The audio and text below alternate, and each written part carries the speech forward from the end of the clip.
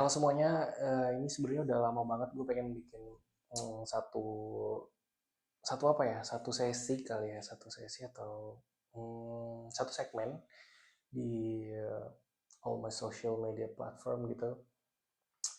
Eh jadi udah lama banget ini rencana tuh udah dari bertahun-tahun lalu gitu, bahkan sejak gue kuliah. Karena gue tuh suka banget main bola gitu ya, gue suka main bola. Yang pertama, mungkin temen-temen gue udah pada tahu gitu, gue sering posting tentang bola. Terus yang kedua, gue juga suka banget lihat bola. Jadi gue suka main bola, gue suka lihat bola, dan gue juga suka ngebahas bola gitu. Jadi agak aneh atau agak kurang rasanya kalau misalkan gue tidak membahas tentang bola gitu di platform sosial media gue gitu. Kayaknya gue bakal taruh ini di YouTube, Instagram, atau TikTok ya kayak. Tapi kalau TikTok mungkin potongannya aja gitu ya. Jadi untuk yang pertama ini, ya mohon maaf kalau misalkan ada kekurangan gitu lighting dan sebagainya, karena ya masih newbie guys, jadi berproses lah kita itu. Nah, untuk eh, episode pertama ini gue bakal buka, kayaknya kita bakal ngobrolin tentang transfer pemain gitu, transfer update dari beberapa klub Eropa, dan kayaknya gue bakal ngebahas sedikit eh, musim depan itu kayak gimana gitu, peta persaingannya di setiap liga. Oke, yang pertama langsung aja kita bahas tentang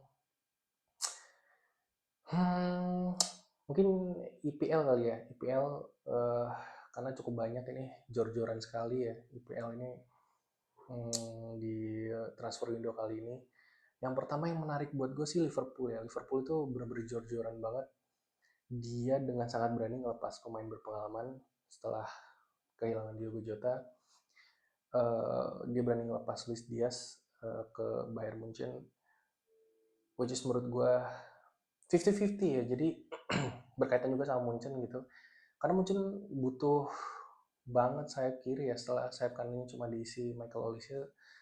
Di sayap kirinya juga Gnabry udah mulai turun, Leroy Sané juga udah mulai turun, Kingsley Coman juga udah mulai turun. Jadi memang memang butuh penyegaran gitu. Sedangkan Liverpool juga umur 28 emang sebenarnya masih prime sih, 28 atau 27 gitu, masih prime. Cuma dapat dana segar 75 juta apa kalau nggak salah, 75 juta euro ya, atau pounds gue lupa. Itu menurut gue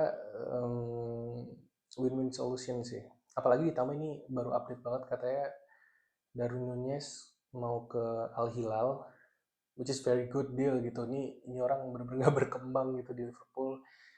Beberapa pre-match, beberapa friendly match sebenarnya dia cetak gol, tapi ya menurut gue sih Nunez gak bakal berkembang ya, karena apa, gue nggak ngelihat dia sebagai striker gitu. Banyak banget udah dikasih banyak peluang dan dia belum bisa ngebuktiin itu. Dan ya memang dia levelnya mediocre gitu menurut gue ya. Jadi dan dibeli 50 juta euro itu it's a good deal gitu untuk Nunes ini. Wow, ini good deal sekali gitu Liverpool. Tapi yang gue tunggu-tunggu memang sebenarnya transfernya Alexander Isak. Dia cukup baik, dia punya speed, dia bisa banget ngegantiin peran yang udah lama hilang dari Firmino gitu, apalagi setelah kepergian Diogo Jota. Jadi Isak bisa ngisi pos di nomor 9 gitu ya. Jadi ini akan tergantung pada Liverpool bagaimana pergerakannya gitu. Tapi yang gue bingung dari Liverpool ini, apakah mereka bakal main false nine, gue juga nggak tahu. Karena Florian Wirtz itu kan sebenarnya dia IMF yang tipikalnya kreatif gitu ya. Jadi sebenarnya memang butuh pure number 9 gitu. Sedangkan kita belum lihat nomor 9 di Liverpool itu siapa gitu musim depan. Iya, probably Alexander Isak. Tapi kalau misalkan mereka nggak bisa ngedatengin Isak, it's gonna be disaster gitu. Karena percuma datengin Florian Wirtz ketika lu nggak ada nomor 9. Itu asumsi pribadi gue gitu ya. Kita move ke City, kita cepet aja gitu ya, karena durasinya nggak bisa terlalu lama gitu. Di City menurut gue ini tinggal nyatuin aja sih ya, Omar Marmush jadi pilar yang cukup cukup cukup penting gitu ya. Apalagi udah balik lagi si Rodri, terus ditambah Tiani Reinders di tengah, itu gila. Itu dua-dua DMF. Gue curiganya Tiani bakal eh, lebih maju lagi gitu ya perannya, mungkin ke nomor 6 atau nomor 8 lah. eh, Enggak nomor 6 dong, nomor 8 mungkin ya. Karena menurut gue ya sebenarnya Tiani lebih cenderung ke nomor 6 sih, cuma di situ ada Rodri, jadi atau mungkin jadi pelapisnya gue nggak tahu juga, kita tergantung Pep Guardiola. Karena Tiani ini cukup fleksibel ya, dia bisa jadi DMF, dia bisa juga jadi CMF, jadi akan akan semakin komplit gitu. Memang musim kemarin sangat kehilangan De Bruyne, itu tidak tidak bisa kita tutupi gitu. De Bruyne yang akhirnya pindah ke Napoli gitu, ini juga salah satu akhirnya menyenggol ke Napoli, karena it's a good deal gitu untuk Napoli, karena dapat Kevin De Bruyne meskipun udah nggak prime, tapi ya still he is still Kevin De Bruyne gitu, dengan semua visinya gitu. Main di Serie A dengan umur segitu sih luar biasa, jauh lebih baik daripada ngambil Modric sih. Ya gue nggak tahu sih, tapi menurut gue sih good good deal ya untuk Napoli gitu. Terus City ada Omar Marmush, terus di kanannya itu siapa ya, gue lupa. Yang baru itu gue agak lupa sejujurnya. Gue berharap juga Foden bakal dapat formnya kembali setelah lumayan banget hilang, ini orang udah cukup lama gitu gue udah ngeliat. Karena ini berkaitan juga sama ketajamannya si Erling Haaland, dia butuh supply. Musim kemarin tuh dia kurang cukup dapat supply gitu ya. Setelah De Bruyne hilang gitu, gue harap bakal balik lagi si Haaland. Dan itu pun dia masih ganas ya dengan 2 digit goal gitu season kemarin kalau gue nggak salah gitu ya. Kita lanjut ke Arsenal. Ini yang cukup menarik. Sebenarnya seharusnya ya ini is going to be a big season for Arsenal. Either they win they win big, or they're gonna be a loser gitu again and again. Karena sebenarnya puzzle dia kan ada di striker gitu ya, dan dia udah ngedatengin Gyökeres. Menurut gue ini juga perjudian yang cukup besar gitu bagi Arsenal dan Arteta, karena jujur Gyökeres ini buas, tajam gitu ya.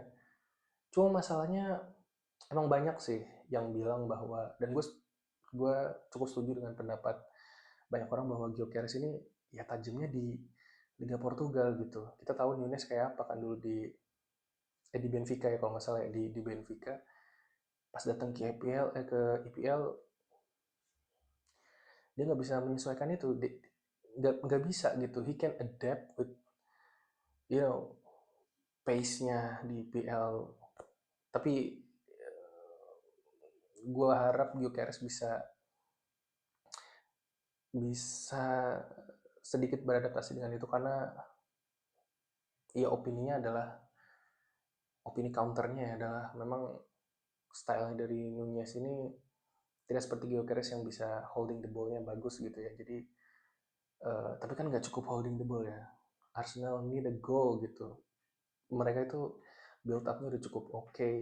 Pastinya ya kita tahu sendiri Arsenal kayak gimana gilanya kan. Mereka they just need a goal, dan semoga itu bisa dibawakan oleh Gyökeres musim depan gitu.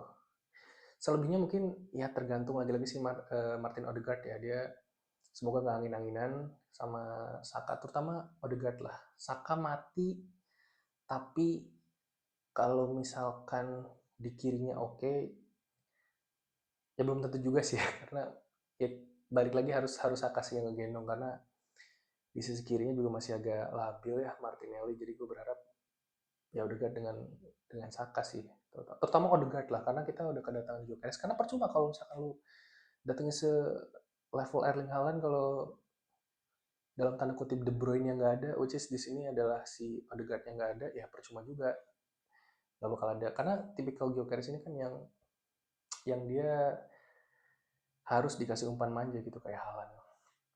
Itu ke Arsenal. Chelsea gue nggak terlalu bahas banyak banget karena gue nggak terlalu lihat Chelsea banget.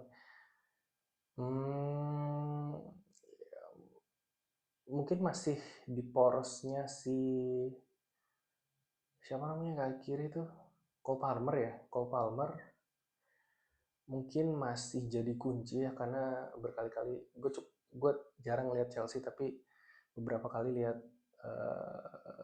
permainannya Cole Palmer ini luar biasa sih ya. Dia punya visi bagus, dia bisa dribble, tapi permasalahan dari Cole Palmer ini dia belum cukup matang lah untuk bisa ada di situasi clutch gitu.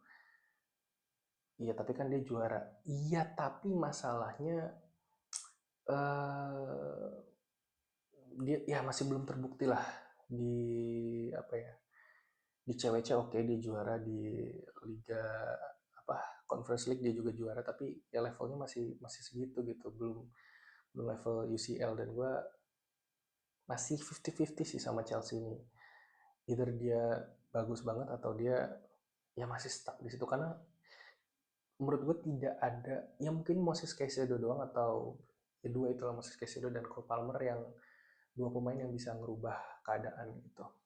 Kita lanjut lagi dari belum, gue belum nyebut, gue lupa, maaf guys. Ada Manchester United. Manchester United ini gue juga belum banyak lihat matchnya sih. Tapi untuk pemain yang dihadirkan sepertinya gue sempat lihat hmm, saat MU lawan apa ya, gue agak lupa gitu. Matias Nunes main cukup bagus gitu ya. Sistemnya udah mulai kelihatan sebenarnya di satu, gue lupa lawan apa kemarin tuh ya, yang menang berapa kosong, 2-0 kalau nggak salah. Itu cukup bagus Manchester United. Dia pola permainannya udah kelihatan apa yang diinginkan oleh si Ruben Amorim. Nggak banyak dribble dribble, dia dia main dari sayap gitu ya. Jadi gue rasa mulai sedikit terbentuk, tapi memang masih masih prematur gitu ya. Jadi gue nggak bisa nilai MU bakal kayak gimana. Yang jelas masih struggle karena balik lagi materi pemainnya juga belum cukup guys untuk bisa menjadi juara, atau ya at least bisa posisi 6-5 itu udah cukup bagus lah untuk MU musim depan gitu, setelah apa yang mereka alami musim kemarin. Lanjut dari IPL kita ke La Liga. Barcelona cukup bagus, pembelian yang sangat bijak, beli Juan Garcia. um, dia juga beli Marcus Rashford gitu ya. Mungkin yang vital tuh memang Juan Garcia sih. Gue melihat beberapa tahun terakhir atau bertahun-tahun bahkan Barcelona itu kipernya benar-benar bapuknya minta ampun gitu ya, one shot one goal, gue nggak ngerti. Beli ngawur si Lesen, terus siapa lagi tuh, si siapa ya itu, waduh gue lupa namanya, saking saking gue inget gitu ya. Itu bener-bener ngaco, beli asal-asalan, tiba-tiba somehow beli Chesney. Ya oke, tapi kan maksud gue level Barcelona ya kan tidak seharusnya untuk membeli Chesney gitu loh. Akhirnya beli John Garcia juga, tapi meskipun sedikit tapi pembelian Barcelona cukup efektif gitu ya, apalagi si Roni itu bisa menawarkan opsi lain selain Yamal gitu kalau misalkan Yamal lagi stuck gitu ya. Marcus Rashford juga bermain cukup bagus, cukup, dia setelah di Barcelona tidak terlalu banyak dribble-dribble, dia lebih lebih taktis, lebih lebih klinis gitu di depan, lebih lebih tajam gitu ya di depan. Terbukti kemarin golnya juga tap in yang gila, itu kelas banget sih. Emang gue akuin Rashford ini, gue dulu ragu guys dengan Rashford ini, kayaknya ya pemain dia aja, tapi ternyata memang he is good enough gitu ya. Mungkin akan butuh waktu lebih untuk gue lebih percaya dari atau maksudnya untuk gue menaruh kepercayaan lebih kepada Rashford gitu.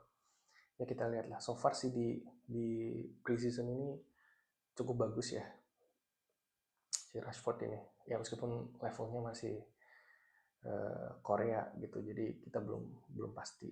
Yang jelas tengahnya gue sangat senang banget. Masih ya kan Barcelona tahun kemarin gagal di Champions juga ya cukup unlucky ya karena beberapa pemain yang cedera gitu ya.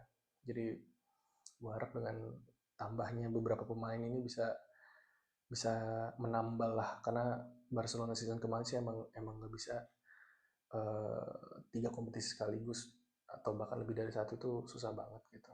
Kita lanjut ke Real Madrid. Real Madrid hmm, cukup bagus beli Xabi Alonso, beli Trent Alexander-Arnold gitu. Cuma gue masih belum belum yakin ya. Sebagai fan, ini jujur aja ya sebagai fans Barcelona gue sih agak kasihan yang lihat Madrid dibantai sampai dia bener-bener gak menang sama sekali guys di El Clasico tahun kemarin tuh menyedihkan sekali ya. Gue jujur selama ini berharap ya Madrid at least bisa ngelawan ya karena mau siapa lagi rivalnya Barcelona gitu kalau kalau bukan Real Madrid. Dan uh, kalau menurut gue sih pribadi ya Bellingham ini ditaruh di nomor 10 deh. Dia kasihan banget kalau ditaruh di nomor 8 atau 6 ini dia nggak bisa berkembang sih. Dia menurut gue nggak cocok gitu jadi box to box, biarin Valverde aja gitu. Dia mending fokus ke nomor 10 lah, intinya lebih menyerang lah karena gue ngerasa dia lebih buas ketika ada di kotak penalti gitu. Kak kasihan, imajinasi ini orang tuh tinggi sekali gitu untuk mencetak gol. Jadi sayang kalau misalkan kita tekan imajinasi itu dengan menaruhnya atau meletakkannya di nomor 6 gitu atau di nomor 8.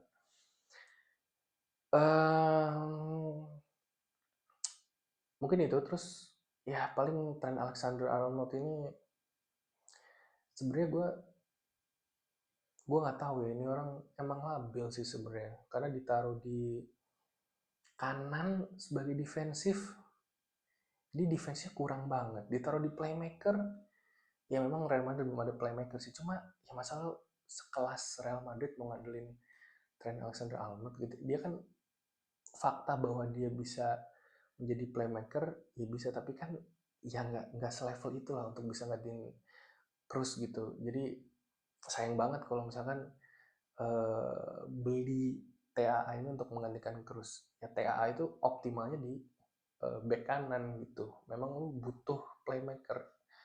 Sepertinya Arda Güler bahkan dimaksimalin sama Xabi Alonso. Gue lihat beberapa match juga si di CWC Arda Güler punya peran yang cukup penting gitu ya. Atletico gue jujur nggak ngikutin, dan di Serie A Milan juga lagi rombak total. Inter juga masih, ini jujur Serie A sih yang gue masih bingung ya. Gue nggak terlalu update juga di Serie A, nanti bakal gue ikutin lagi. Tapi so far yang gue tahu sih